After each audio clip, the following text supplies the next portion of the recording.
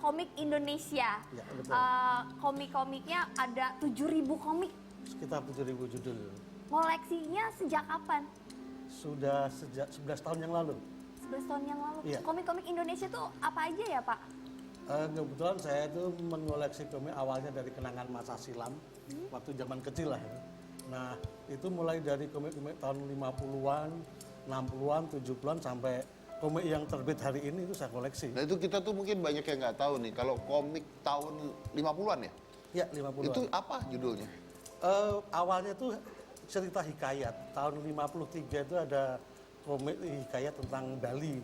Terus kemudian tahun 54 tuh ada komik karya Pak R. Akosasih tentang superhero Sri Asih judulnya. Superhero? Superhero perempuan, nama tokohnya tuh Sri Asih. Yang buat siapa itu, Pak? Nama R. Akosasih. Ya, jadi dari koleksi Tahun 50-an ya? awal komik Setelah itu 50-an. setelah itu apa lagi? Tahun kemudian pada waktu tahun 54 itu di era itu ada jenis komik wayang dan hikayat. Kisah-kisah wayang dan babat-babat Jawa gitulah, kisah-kisah Nusantara. Itu yang sangat merebak tuh di tahun 50-an. Terus kemudian tahun 55 sampai 65 itu ada periode komik Medan. Jadi di Medan itu tumbuh penerbit yang cukup banyak juga, yang mereka itu mengangkat kisah-kisah hikayat lokal.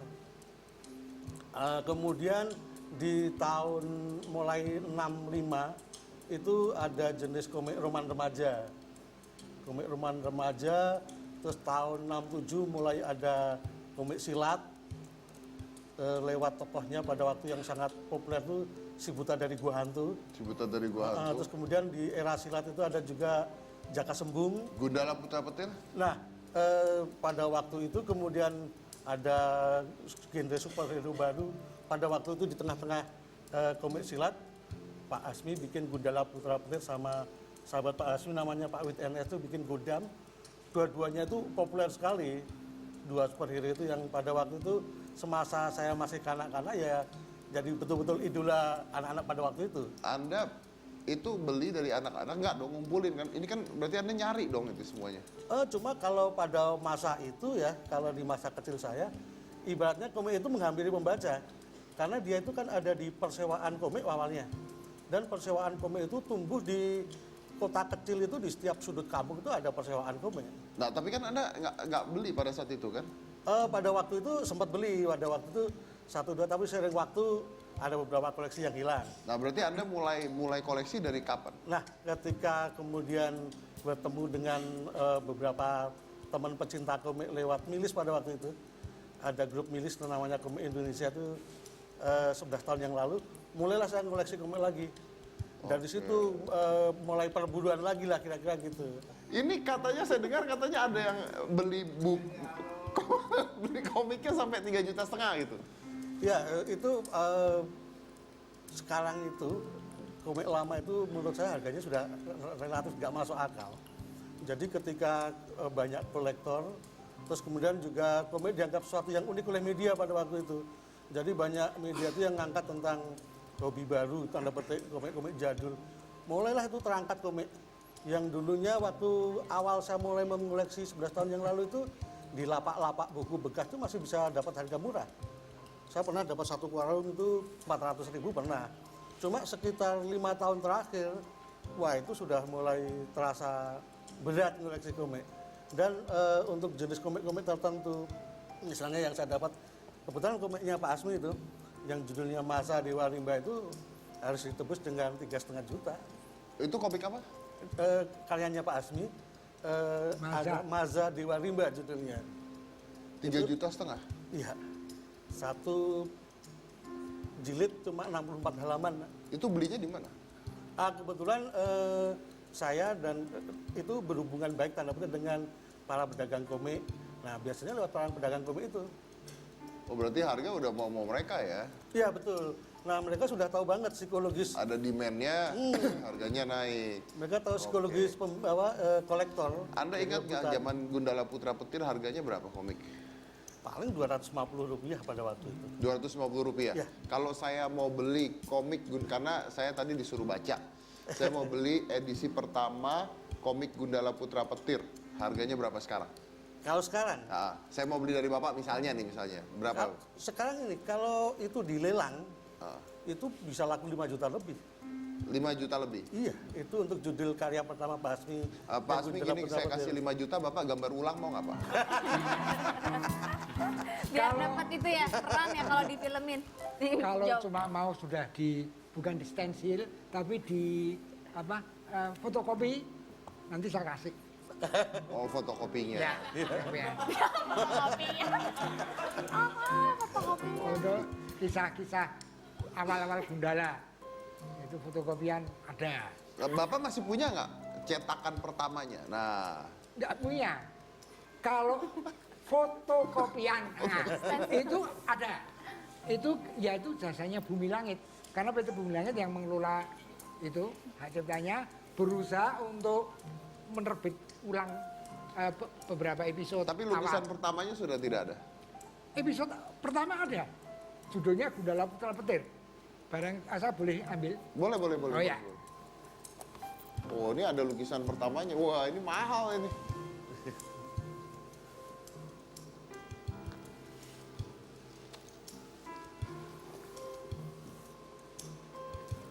Nih. Tapi ini sudah cetak ulang. Oh, ini udah cetak ulang. Iya. Nggak, maksud saya begini, ini Gundala Putra Petir. Ya, itu episode Tuh pertama. ini badannya Mas Dedi banget ini Pak. Iya, makanya tadi Bisa. ngomong tubuh oke. Tubuh oke. seperti Yang ini. nggak oke Iya. apa Pak? Umur sama muka. Pak, Saya nggak enak ngomongnya itu lagi. Pak, gini Pak. Ini kan ditutup topeng, Pak. Iya. Tapi ketika nggak ditutup topeng kan ada juga tuh yang namanya sancaka. Iya, ada rambutnya. Nah, gambar ini ada nggak gambar aslinya, Pak? Oh, masternya Iya. udah nggak ada. Kemana itu? Nah, itu bodohnya orang zaman dulu termasuk saya.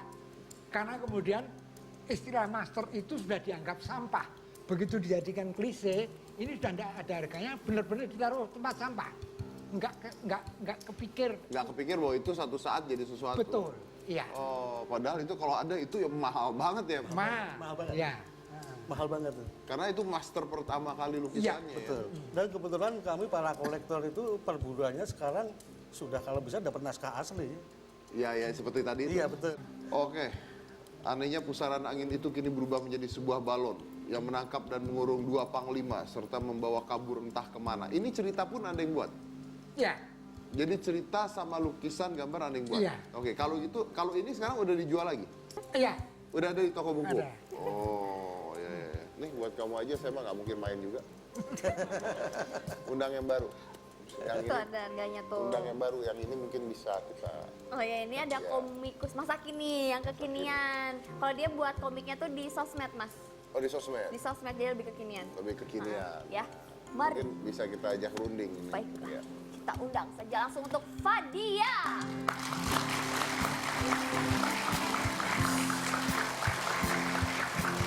Halo Fadia ya. Apa kabar? Silakan. Fadia. Ya. Silakan Fadia. Ya. Oh Fadia tuh bikin komik dicetak juga apa Iya. cuman di sosmed aja? Di awalnya di sosmed, cuman alhamdulillah banyak peminatnya. Terus aku dihubungi penerbit, ditawarin untuk dicetak. Oh, kalau ini bisa nih. Bisa mungkin siapa tuh komiknya apa Masih dulu? muda ini, bisa gua ikutan. Komiknya apa dulu? Bisa. Bisa gue ikut. Yang satu komik Nggak komunitas. jadilah. Oh lihat Fadia coba sorry. Giliran gue mau ikut komik judulnya Nyinyi. Wah nggak bisa iya. Yang satu komik pribadi aku, yang satu lagi komik komunitas, komikin aja. Oh, komikin aja tuh Instagram ya? Iya. Instagram, oke. Jadi dia ini adalah ketua dari komunitas Komikin Aja. Oke, ini dijual juga. Oh, ini coba lihat dalamnya. Nah, ini dia nih, ini di Instagram itu banyak sekali komik-komik ya. Ya orang akhirnya sekarang melalui sosial media ya. Iya. Kan ada yang kemarin kita pernah undang Tai Lalat. Dia juga ada di komunitas kita. Ada di sini juga, oke. Ini menarik sekali nih, dan coba itu apa itu? Ini kamu punya? Iya, itu komik pribadi aku. Jadi Anda ini sebenarnya komikus ya? Iya. Oke. Komikus dengan karakter Nyinyi. Nyinyi. Oh itu dia Nyinyi. Komik Nyinyi, baca komiknya dari awal ya biar nyambung. Upload setiap Selasa, Kamis, dan Sabtu. Oke. Nyinyi ini siapa Nyinyi? Nyinyi itu tokoh utama di komik ini. Jadi dia itu cewek tomboy yang punya sahabat-sahabat cowok. Oke, ceritanya tentang pokoknya gue harus move on. Bentar lagi drama, bulan Ramadan cinta-cintaan ya. Iya, Rama. Oh, jadi inget lagi sama Rama, gagal move on. Oh, jadi ini kayak komedi dan sebagainya ya. Drama cinta-cintaan gitu deh. Cinta-cintaan. Akhirnya dibuat jadi sebuah buku. Ini Nyinyi udah berapa seri? Baru satu. Jadi aku kan awal bikin Nyinyi itu awal 2015. Dan aku uploadnya selama setahun itu. Sampai sekarang 2016 itu komik aku yang di Instagram semasa tahun 2015 itu yang di buku. Berarti ini kumpulan dari Instagram? Iya. Dijadikan sebuah buku? Oke. Ini saya nggak ngerti nih, menjadi seorang komikus apalagi melukis di Instagram, ini secara bisnis Anda dapat masukannya dari mana ya? Ada dari buzzer. Jadi suka ada event apa gitu, minta di soundingnya lewat komik. Terus produk-produk yang lain juga bisa kita paid promote lewat komik juga kayak gitu. Biasanya dari situ sih. Terus bisa juga dari kalau karakter komik kita kuat, itu bisa juga buat jadi icon brand. Bisa dari situ juga. Dari buat icon brand juga. Oke. Bisa Kalau digital gitu kamu sih, sendiri pekerjaannya apa? Aku jadi tim internal manajemen di Komikin aja dan ngomiknya itu. Jadi nggak full time memang komikus? Iya. Emang hobinya juga ngegambar gitu-gitu, Iya. bikin-bikin tokoh. Jadi beneran sebagai seorang komikus ya? Oke, kalau Pak Hasmi kerja aslinya apa Pak? Saya jurnalis, Jurnalis? ya, tapi sekarang sudah 1 tahun ini saya sebagai penulis lepas, freelance. Freelance penulis lepas? Ya, jadi sekarang lagi nulis tentang komik tentu saja. Nulis tentang? Komik. Jadi saya baru aja menyelesaikan naskahnya Pak Hasmi. Jadi naskah Pak Hasmi saya bikin biografi. Oh, biografinya. Pak Hasmi dan karyanya ya. Mudah-mudahan cepat ketemu penerbit. Dan- Dikomikin juga? Enggak sih. Oh, biografi tentang hidupnya Pak Hasmi. Pak Hasmi. Iya, berikut perjalanan karya beliau. Dari komik-komik tersebut. Dari komik-komik itu. Oke, baik. Oke, baik. Ya, ini kalau saya lihat ya dari tahun ke tahun dari ya kalau kita lihat dari Gundala Putra Petir dan sebagainya itu sampai sekarang itu cara menggambar dan cara apa ya penyajiannya itu beda gitu. Kalau dulu kan realis banget gitu ya, benar-benar gambar orang-orang gitu. Terus masuk ke setelah itu berubah ke anime yang Jepang-Jepang gitu udah gitu. Terus masuk ke yang meme muka nggak jelas dan sebagainya. Terus masuk jadi generasinya tuh beda banget gitu. Nah, saya pengen tahu kalau gaya gambar Pak Hasmi dengan Fadia ya tadi. Gaya gambar Fadia tuh kan pasti beda banget. Apalagi kalau kita ngeliat mana tadi Nyinyi. Ini Nyinyi. Nah itu beda banget. Nah saya mau menantang Anda berdua gitu menggambar saya. Enggak. Maaf, saya tahu Anda lebih tua tapi kali ini enggak apa. Bukan gitu. Saya khawatirnya itu nanti kalau saya gambar, karena kan saya sudah tua. Ya. Ternyata nanti saya gambarnya dan apalagi dilihat banyak orang kan grogi. Lalu ternyata gambarnya nggak cakep kan marah. Enggak sih, enggak marah. Enggak marah. Enggak. Oke, berani. Berani ya.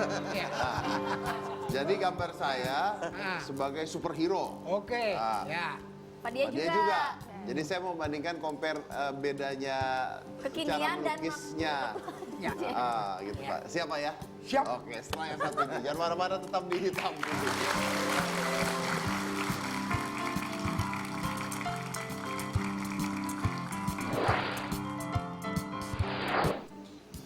Kayak sedih ya lihat ya. Oh ini juga udah. Wih. Agak kayak setan. Ya kayak udah diomong tadi.